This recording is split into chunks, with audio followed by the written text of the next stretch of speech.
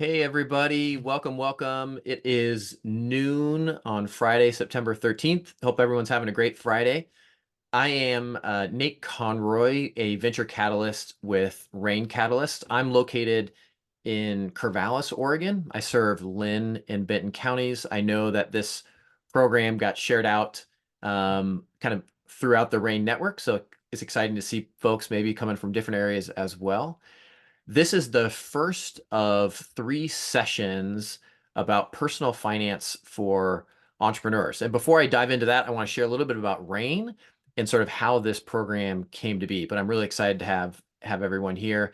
By the way, I should say right off the bat, this is being recorded. We had a lot of folks who were really interested in this, kind of across the RAIN network.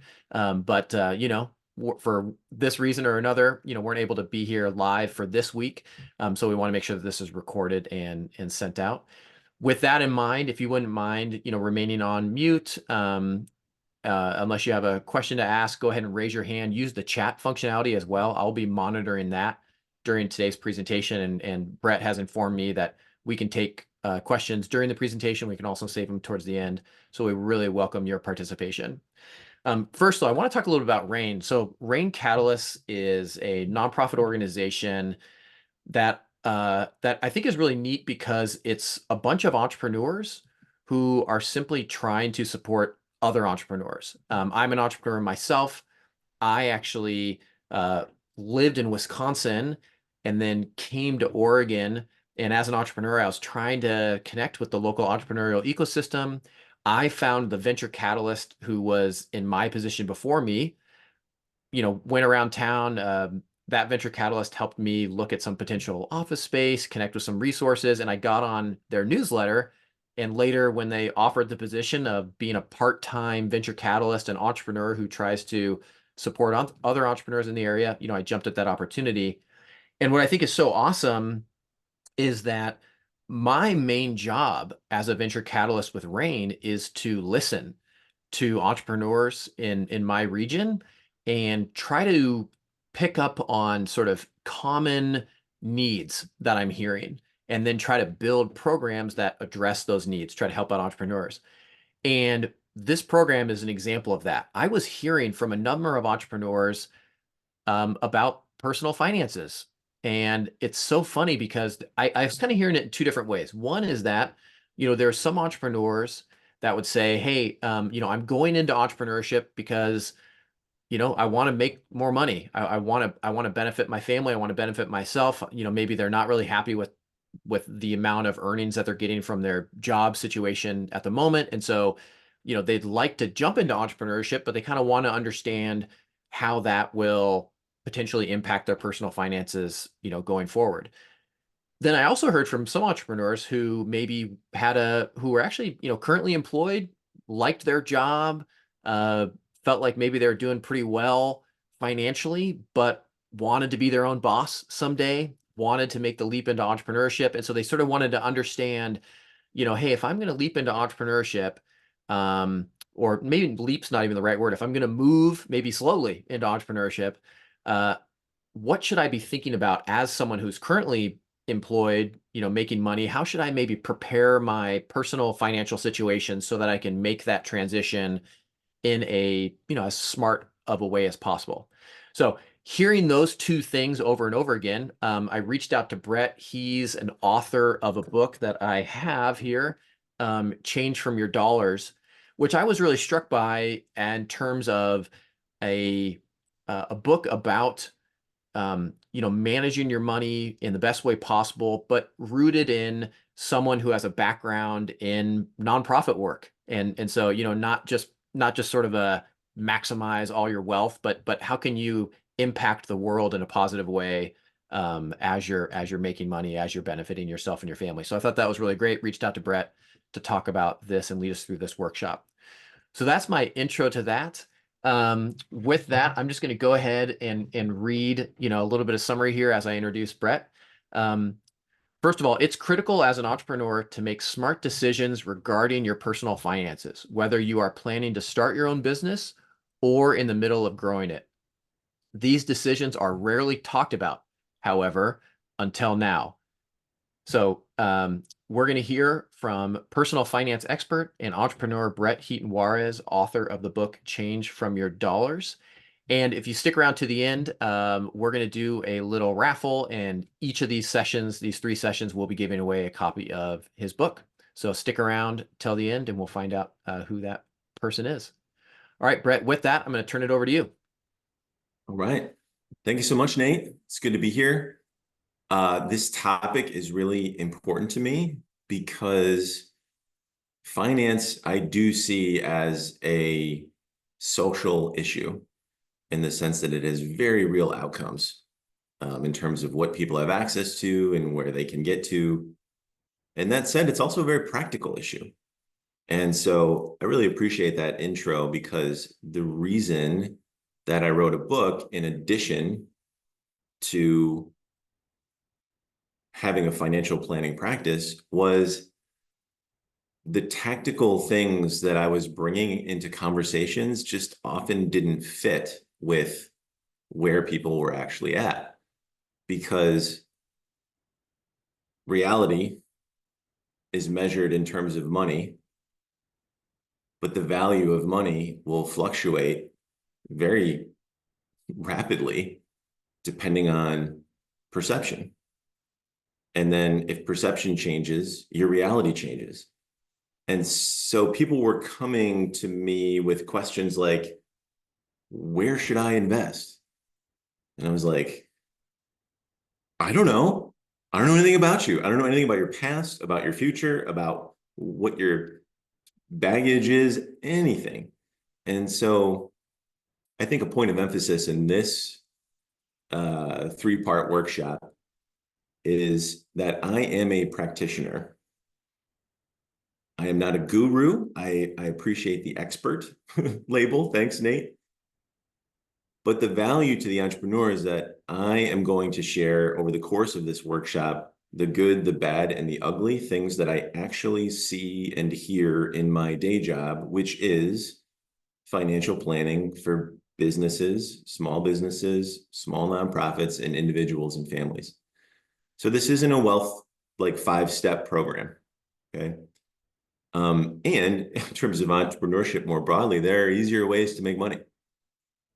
So to be an entrepreneur is sort of irrational to begin with. So a financial planner would say, yeah, don't do that. Like, stick with your corporate job. That makes more sense. So we start with this big paradox, and how do we find common ground there? The only thing that I've found in 10 years of doing this work is that nobody wants to be surprised, regardless of age, race, gender, profession. No one wants to be surprised. And so a lot of this is going to be about preventable mistakes. So here's sort of the problem. Financial planning is very tactical. For an early stage entrepreneur, you're just trying to keep going and save money on taxes. Taxes used to be taken out of your check, and now they're charged to you. It's technically not worse, but it feels very different. That's what most people are working on. Now, an issue in the industry is that financial planners and advisors and insurance agents, or all the above,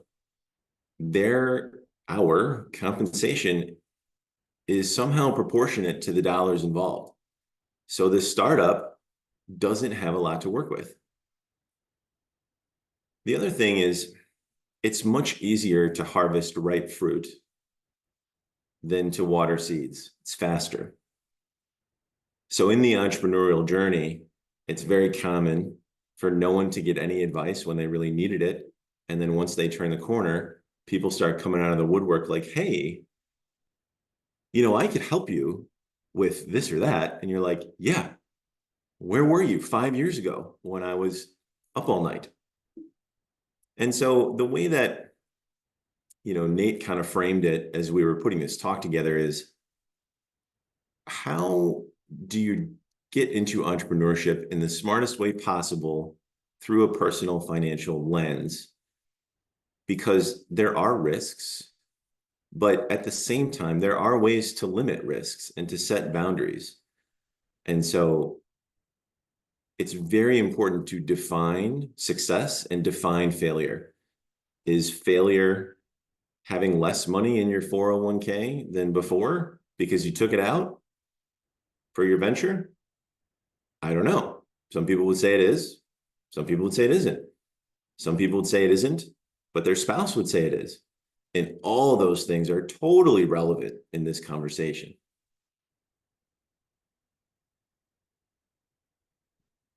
So a little bit about me. I've been a self-employed certified financial planner for 10 years. That is on a franchise model. So I'm not creating new types of accounts and products and bringing them to market the way that many entrepreneurs are. However, it's entirely variable income, and I've been doing that for a while. Before that, I ran a summer camp for kids in Milwaukee. I went to school to be a teacher. I was a history major. I got a master's in educational psychology. And I started writing this book. The idea came to me when I was just 1 year into my journey, because I realized that people want stories. People respond to stories. For a large segment of the population, a conversation about numbers is a non-starter. It's not going to lead anywhere. So the numbers are important, but that's usually not the entry point. Now, the working title of this book was My Money Memoir, but people pointed out that I wasn't famous, so memoir was a bit over the top. So we switched to this. And it's autobiographical because it follows my life, for better or worse. And so you're seeing how the dots connect over time. And the challenge in getting financial advice from a cousin or a friend, no matter how much they love you, is that they only have one life that they've lived, and that's their frame of reference. Now, personally, I can relate to the entrepreneurial experience is like after this, do I try to finish things up, or do I meet the kids as they get off the bus? Do I invest in my business? Do I invest in my family? Do I do something for myself? Do I do something for my wife?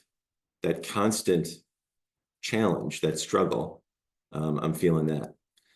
Now, in writing the book, just to kind of my bona fides on risk, is I spent about 20,000 for editing and design and stuff on publishing the book. Plus, I lost revenue while I was writing instead of working as a financial planner. Plus, I basically put that lost revenue on a home equity line of credit with interest. So the actual number is much higher than 20. And so when we talk about the cost of entrepreneurship, it's important to separate the direct cost from the opportunity cost to do something else. Okay. 3 1-hour workshops followed by a 15-minute one-on-one consultation. So all that is included in the program that Rain has set up. Now, after each one, there's going to be some worksheets, some reading, some things to follow up on, with the intent is that you will have some context for your own financial plan by the time this is over. As Nate said, these are being recorded. So if you're listening to this tomorrow, there's still time. All is not lost. I will move sort of fast. If you're going to be an entrepreneur, you have to own follow-up. No one's going to care more than you. So I guess that's the message. And I don't just want to read through a PowerPoint, because that's boring and you could do that yourself. But I also don't want to give a series of speeches that are so polished that they don't seem to fit or connect with the messy, ambiguous chaos that is entrepreneurship. It would just seem too lofty. So my first priority is not to inspire, it's to educate. Week 2, the word menu is very intentional because personal finance is often presented as a menu. People are on TikTok or at a party or wherever, and be like, do you like that? And be like, oh yeah, I had that. I went over there and I had that. It was good. And they're like, okay, maybe I'll like it too.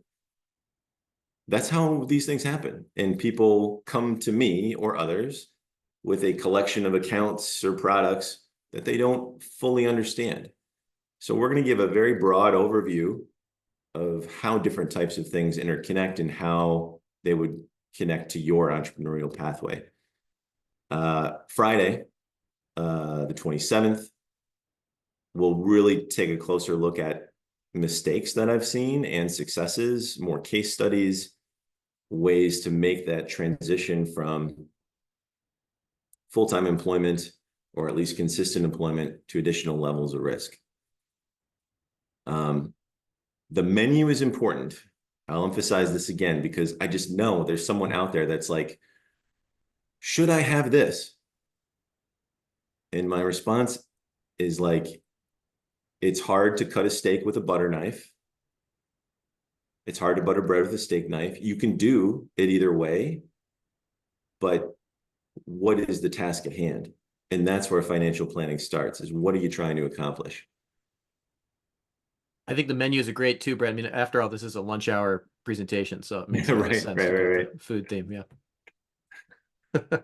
Okay. So I think the goal for you this month and in the future is, if you're going to be an entrepreneur, your goal is not to become fluent. If I go see my doctor, I'm not trying to understand my diagnosis as well as they do. However, I do need to have the confidence to ask the questions that are on my mind. If I don't ask the question, it's not going to be answered, most likely. And so what's on screen are a series of questions that I get, and you might understand some of them or all of them or none of them. The point and the reason I'm sharing it with you is not to say you need to understand all these things, but to say, like, if you don't get it, you should ask. Someone can answer.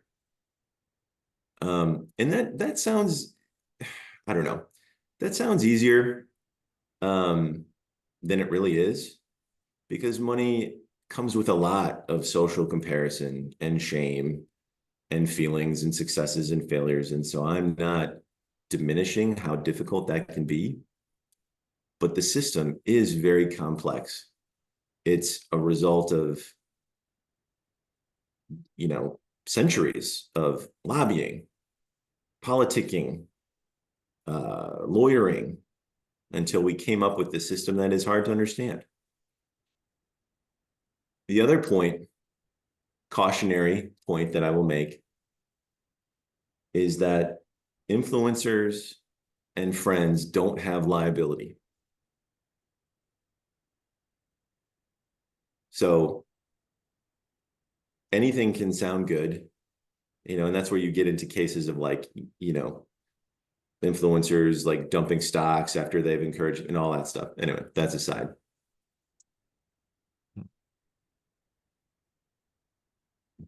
So these are a few case notes of mine from conversations that I've actually had with business owner clients recently. And what you'll notice in both of them is that there's a tactical element, but there's also a very strong relational element that requires a non-financial value assessment. In the first one,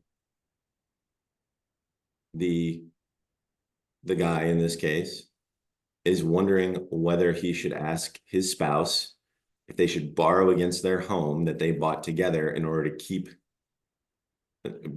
get, avoid taxes. Because he's like, I don't have the money. That's a tough call. So all of a sudden, it's not a tax question. It's a marriage question, right?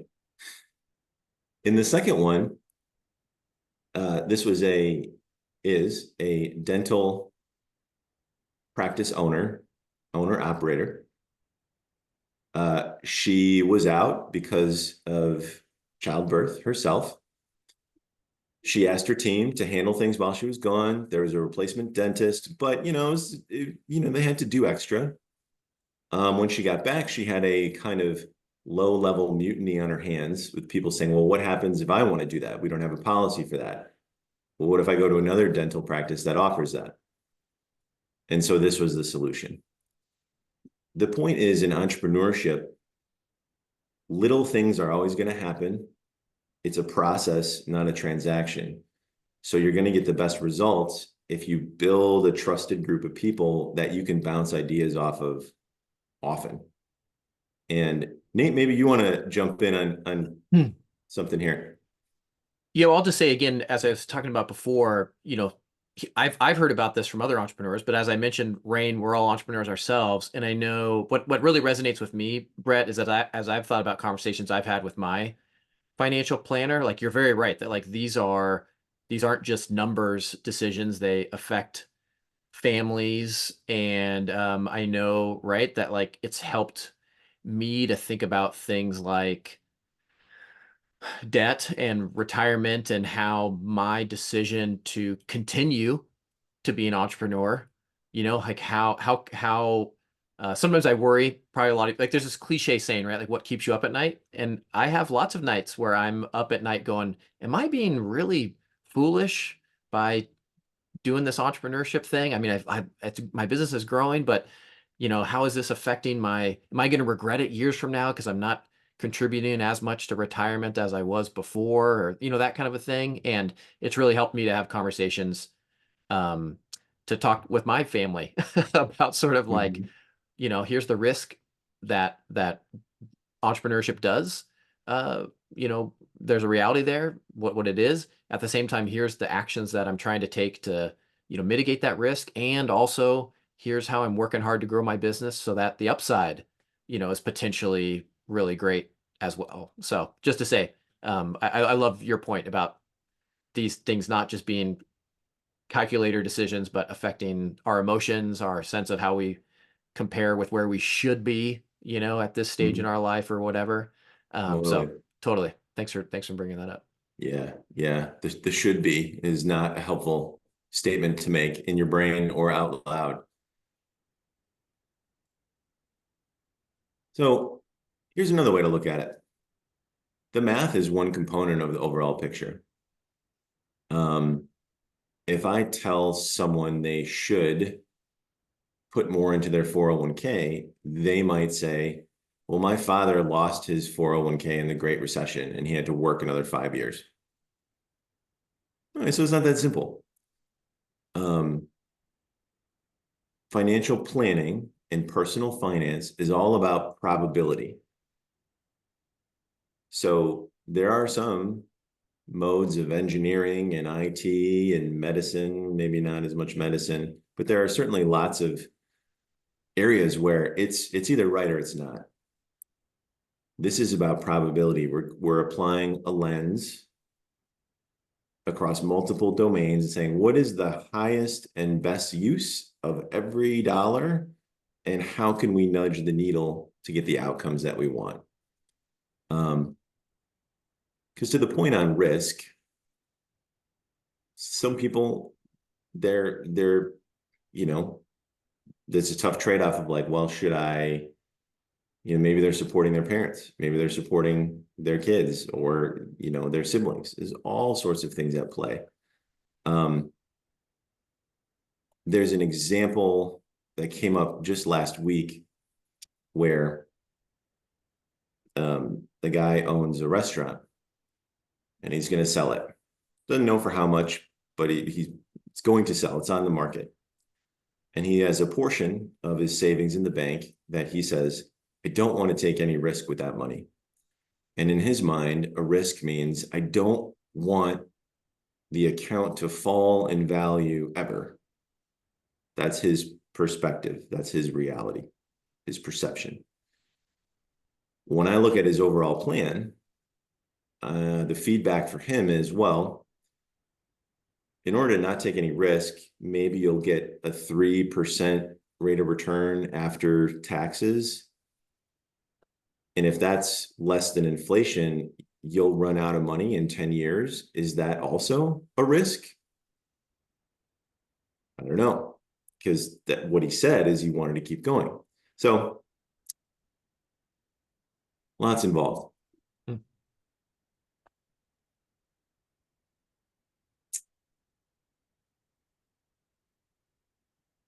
So these are some of the barriers. Like, why aren't people having these conversations? Well, one of the things that I kind of call out is, we make public things, we make successes public and failures private.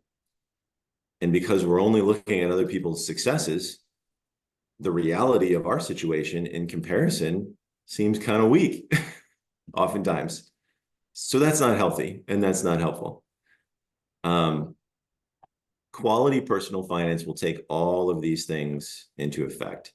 So if you're considering taking the risk of entrepreneurship, okay, Jeff Bezos, the mythology of Amazon, he got a loan from his parents in 1995 for $245,000. And they got a 6% equity stake. So he made a deal. Okay, good for him. However, that's a pretty big detail because that is not available to everybody. So I I didn't know think, that. That's interesting. yeah, right. So probably the message to anyone, here, if you're thinking of hiring a financial planner, it is worthwhile looking at taking stock of where you're at, because if your amount of, we'll call it barriers, whatever they are, take more time than your assets are worth to the business, to the planner, you're very unlikely to get quality, thorough advice. And unfortunately, that's just true. And that's why Nate and I are here and decided to do this, because we're like, this is a huge need.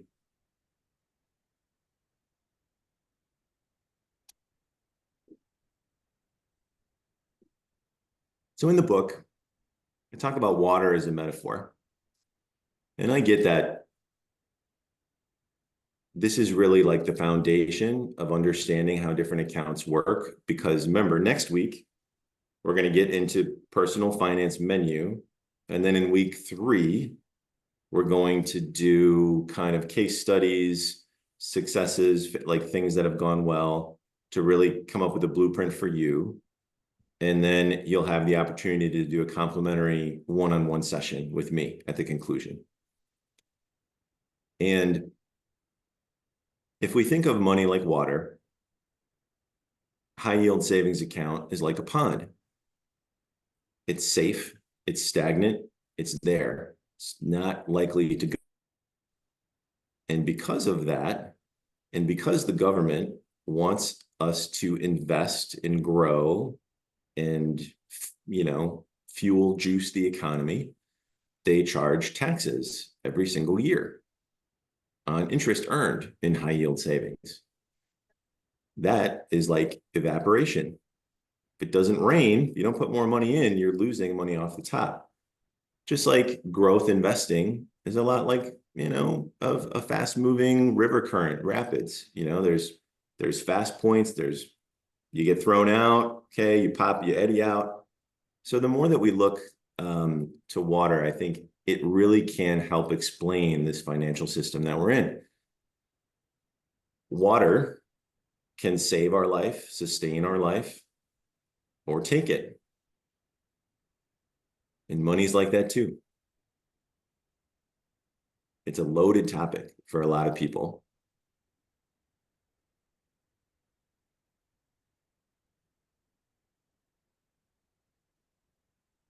Here's some questions that only you can answer, really. Because as you map out your ongoing or new entrepreneurial journey, you might have to ask some of these things.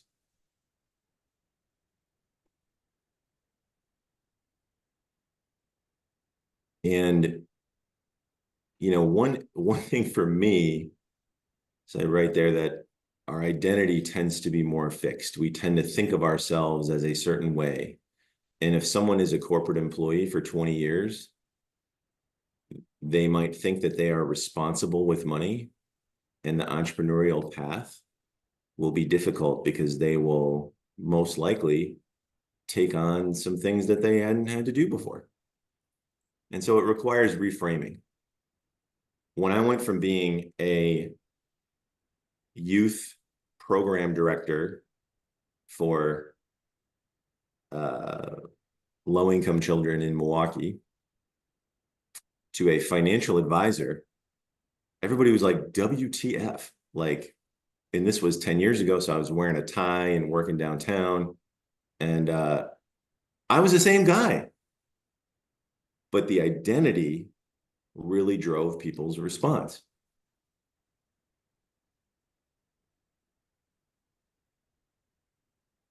The other thing that is helpful with questions like this is just understanding some of the tricks that our mind plays on us. Like, for example, one thing is the anchoring effect. If I have an investment account for someone, and it grows by 20% in a year, and they notice it, maybe they look at their statement or whatever, they'll be like, oh, this is great. We generally don't talk about it. They just think that it's great. If it falls by 10% in the following year, they'll be like, what's going on? Well, the year-over-year average, a 2-year average, is 10% growth. 20 plus 0 divided by 2 is 10. But our brains are very much wired to be risk averse. And entrepreneurship is the opposite of that. And so I think kind of, Nate, what you were talking about earlier in talking with your advisor is like, you're bouncing ideas so that you kind of know, what risk am I taking? Okay, then if that's the effect, how do I feel about that? Am I okay with that? Yes. Okay. Proceed. Right. What more often happens is people are Googling things in the middle of the night, stuck in analysis paralysis.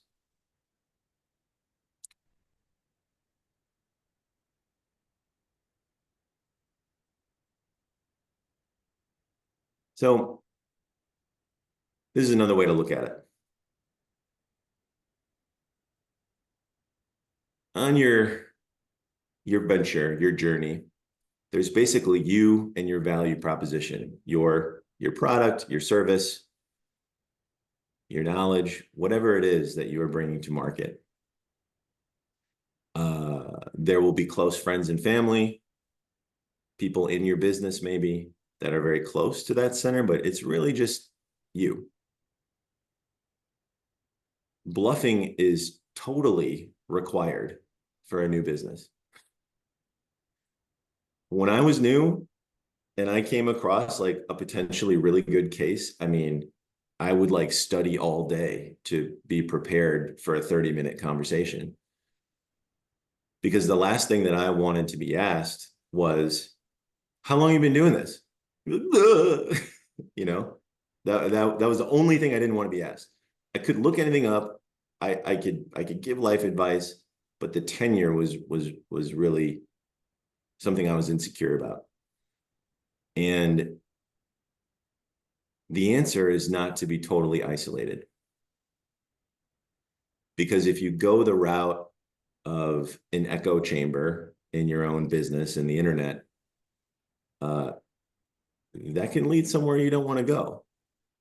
So one of the things that I will really recommend is, it could be another person in the broader RAIN network. That's a great idea. It could be a close friend. It could be someone who is maybe further along in their entrepreneurship journey. But just form an informal board of advisors. Just create a safe space. Like, can I talk to you about like what's on my mind every now and then?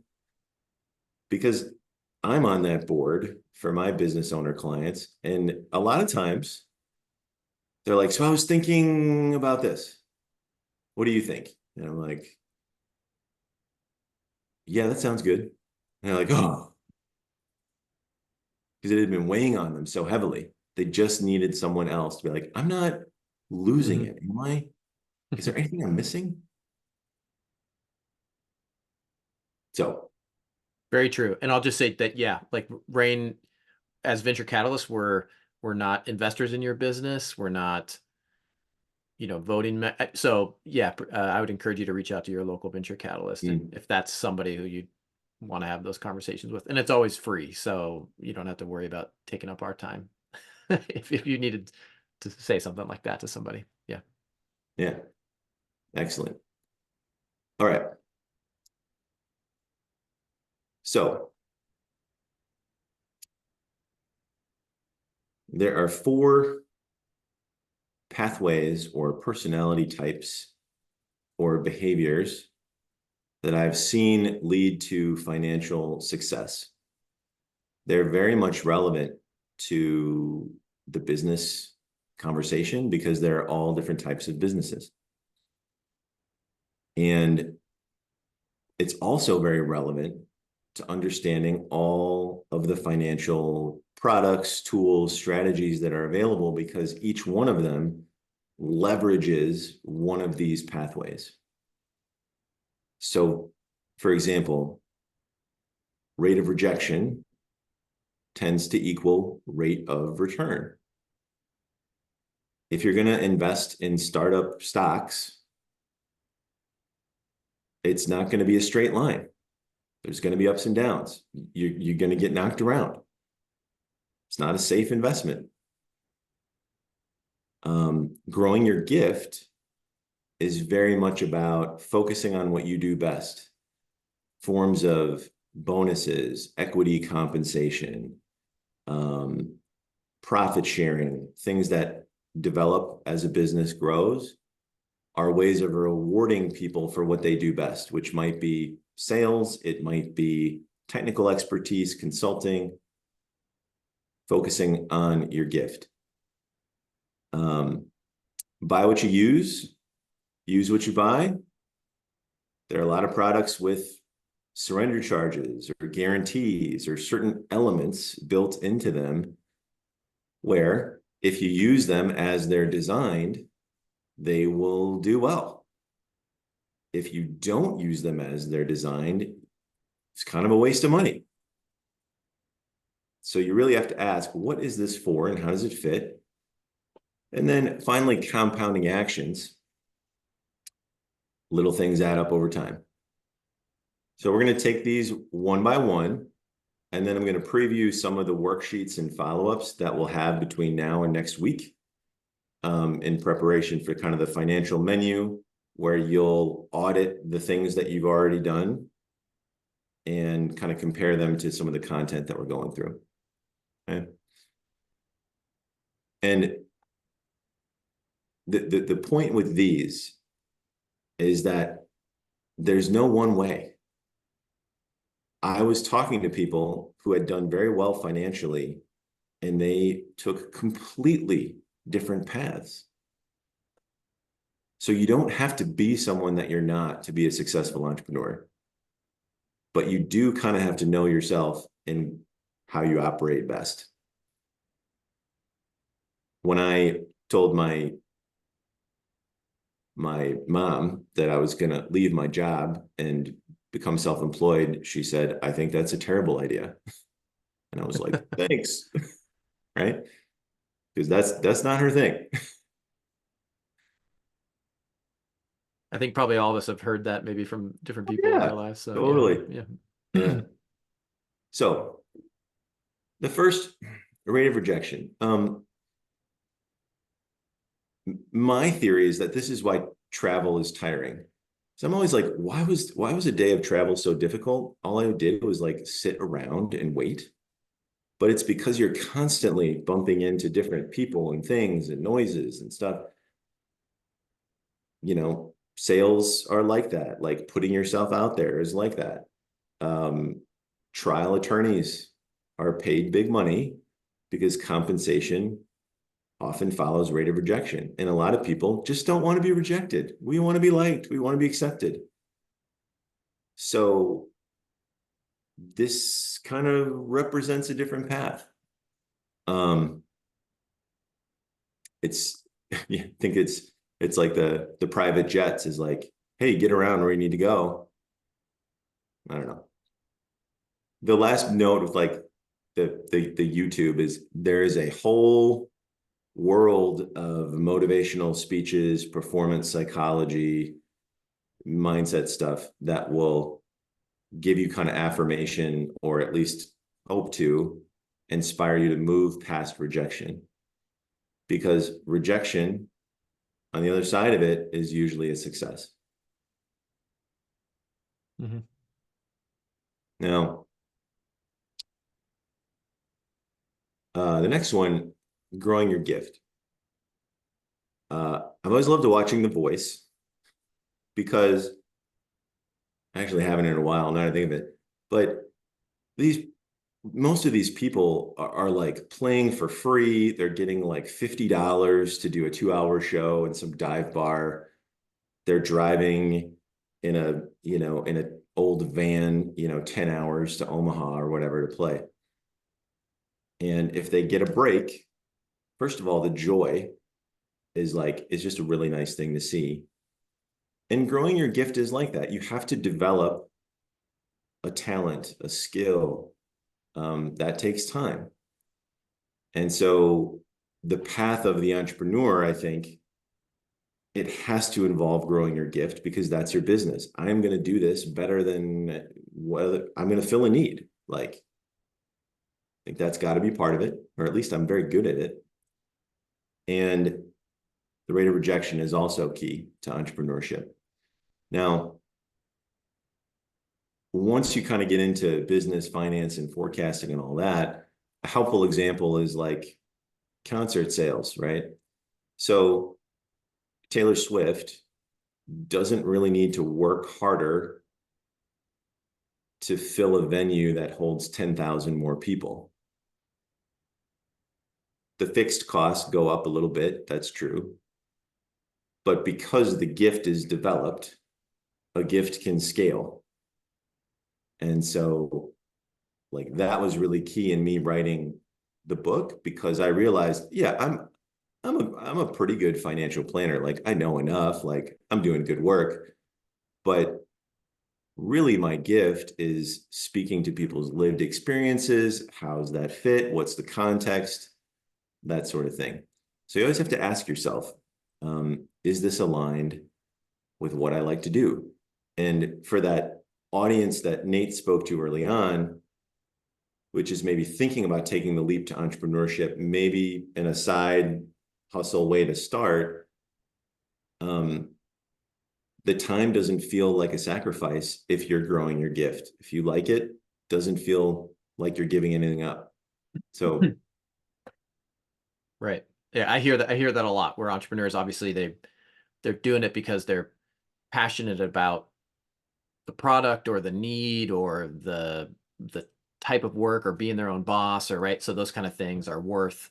There's that funny saying, right? It's like entrepreneurs are the ones who are willing to work 60 hours a week so that they don't have to work 40, kind of a yeah, thing, yeah, right? yeah, So it's yeah. like that. Yeah. Okay. So I just put in the notes. So buy what you use what you buy. A car is a great example. A car becomes old and undesirable long before it loses its utility value as a point A to point B thing. Now, it's not for me to say that everyone should run their cars into the ground, but what I can say is that that is the most efficient thing to do financially. Um, However, most of the economy consumer spending. It's like new, better, bigger, So the only thing that you can do is get really selective about what are the things that bring me joy, that I love, that fill my cup, versus what are the things I can be cheap on. I think a another example is like a lot of what's going on with college, and just like, did people use their degree? I don't know. Um, Engineers, doctors, people who have a very clear pathway to a job market and a career are not complaining about college. It's those that had more of a general path. They're like, I don't really know how this is going to play out. There's a link in here to a compound interest calculator. Compounding actions. This one, you don't have to put yourself out there at all to make it happen. Hey, and Klein, Brett too, but just speaking about that link, is it okay if we share out these slides oh, of course. afterwards too? Okay, Yeah. okay, great. Yeah, Yeah, so they're people will meant. get that link. Okay, great. Yep. Yep. So, income is only one measure, only one attribute of money. Someone who earns a lot of money doesn't mean they're good with money. Client I work with is a mail carrier, retired in his mid-60s, making, I think it was like 62,000 by that point. He put 10% away his entire life, and he had like $700,000 plus a pension plus Social Security. So he had more than he was used to earning. Now, that's not the entrepreneurial journey.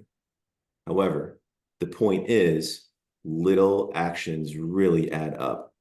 And one of the things that I will say helps as an entrepreneur, we'll look at it in a minute, is just affirmations and vision planning, and just kind of taking time to focus before you put out fires every day, if you have to do that.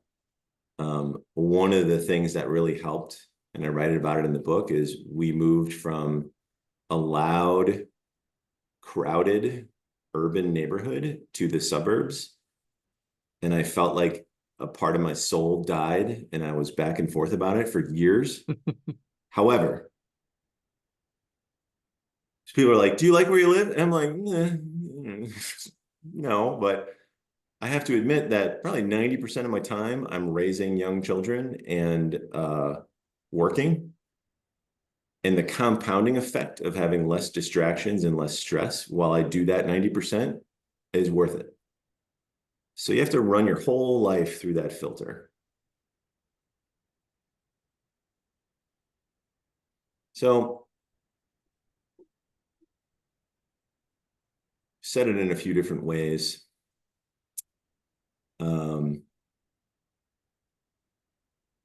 But oops, jumped up on that here. Everyone's worried. Everybody wants stuff. The question is it a fear or a desire? And is one of those things compelling enough to make a change from the status quo? And so hoping for the best looks like vision planning, focused faith. We can talk more about that. Optimism is a good thing. One really telling example of worrying about the worst is I was watching Shark Tank years ago, and there was a pitch where like the product seemed really good, and Mark Cuban was like, "You're too cautious for me. You'll never jump in. You'll never move fast enough. You're thinking about what can go wrong instead of what can go right, and like you're approaching me as an investor to help you with what can go wrong, and you're still hung up on it." So he said no. And this was like, I watched this years ago. But when people are unemployed or their income cuts in half, it's helpful to say, what will really happen? If I don't make a sale in 6 months, what will happen? Will I be sad? Will I lose my house? Will I, it's really helpful in kind of exposure therapy to ask yourself, yeah, what would happen? And then am I okay with that? Conversely, what's the best that could happen? This might be awesome. I might meet someone who will pay me to do my passion.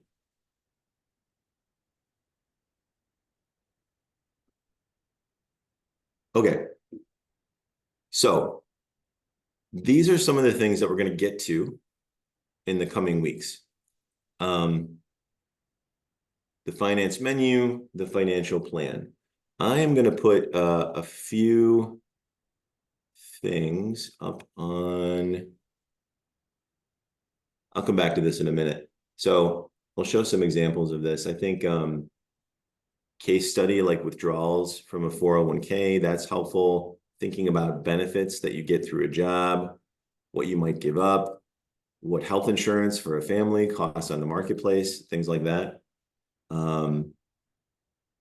How cash and credit, investments and insurance all fit together.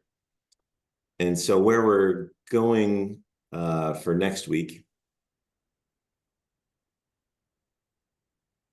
is a few things. First, there's a link. I don't know. I mean, I have kids, but I would watch it even if I didn't. The movie Inside Out 1 and 2, I think are really good. As a psych guy, I really like those movies. And so there's a clip about core memories, because for an entrepreneur, a core memory might be like, we lost our house because my father lost his job when I was in high school. And that core memory is influencing the decisions they make, their appetite for risk. So a self-inventory of those things is very useful to have a solid financial plan.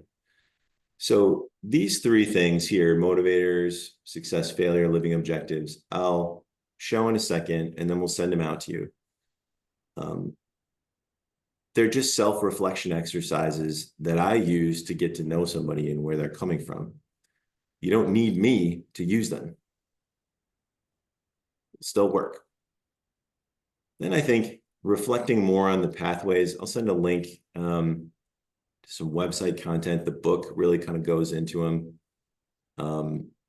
I have no overlap in my pathways and my parents, so we don't really understand each other, and that's okay. But like, people are wired differently. And then reading and resources. So these are 3 books that I would recommend, particularly around the mindset of entrepreneurship. The first, Think and Grow Rich, was written in the 30s. The author was commissioned by Andrew Carnegie, U.S. steel tycoon, and sort of the founder of philanthropy as we know it today, said, hey, I got rich. You should go out and study other people who have gotten rich and figure out what they have in common. And the output is this book. Now, it was written in the 30s. So you have to remember that when you're reading it, okay? I want to put that disclaimer out there. At the same time, a lot of things that show up in business coaching, like a mastermind group or affirmations, even things in mental health, do have their origins in that book. So it's a good read. The second one, Creating Money, is from the 80s. And it has some mantras. It's admittedly more for someone who's trying to kind of rewire their circuitry around money. Maybe they have some baggage, some negative energy, some fear. One takeaway from me when I read that was reframing debt as the confidence of someone else in my future earning. Because I was thinking of it from my parents' lens, which is like, if you have any debt, you're doing something wrong. And that couldn't get me going on my entrepreneurial journey in my case. So that's a really good one. I'll send a summary of that. And then the third one, the psychology of money, that came out just a couple years ago, and it draws connections to how context is everything on how people view things. If you grew up or buying a house in the 80s, uh, mortgage rates were like 12%. And now they're not that high, but everyone's thinking they're like the highest ever, and they're not, right? And so real life events have a big impact on what people think is good or not good. So those three books absolutely are a great place to start. As we sort of wrap up, I'll go to these worksheets, but I want to remind everyone that this is recorded. And I know in my entrepreneurial journey, uh, I've definitely listened to things and heard things that I didn't really land. And then like 5 years later, I found them and I was like, that's right. So Rain really wanted, so thanks to Rain for setting it up that way. This is going to be an ongoing resource. So Awesome. these Thank are you, Brett. yeah, yeah. And so I know we're wrapping up, but these are things that I'll send. Like, don't need to check my account balance. Some people aren't bothered by that. Others, like, that is their definition of success. Mm. Um, Carry consumer debt. Examples from our past that might have influenced us. Again, it's not for me to provide feedback on, but I need to be aware of that to provide good advice, as do you. And other people in your household or other financial decision makers in your life, including business partners. And then this is a format that I've found helpful in kind of my 1, 2, and 3 year planning. Entrepreneurship is very personal. So your business and your life are intertwined.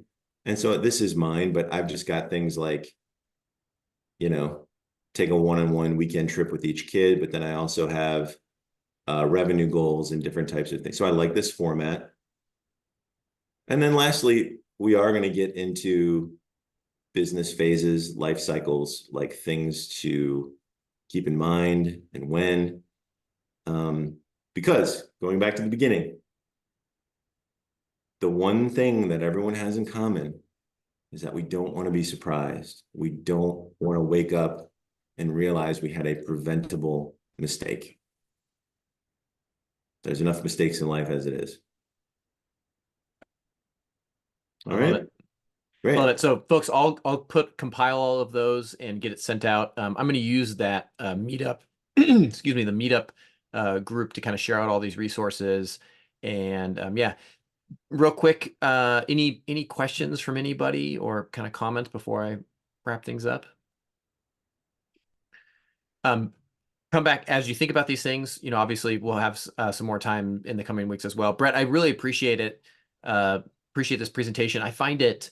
I was struck by how, again, kind of infrequently I've ever participated in a business uh, workshop where there's such attention towards personalized psychology and people's backgrounds, and just that core memories part of it, right? It's so huge in terms of how we all approach our entrepreneurial journeys, and that's just kind of rarely talked about. And so I appreciate you sort of taking the time to move us beyond, I don't know, what you'd find normally with the top 5 tips or something like that. This is this is like Yeah, I really had to focus in and do some deep thinking on this. So I appreciate your willingness to engage us in that way.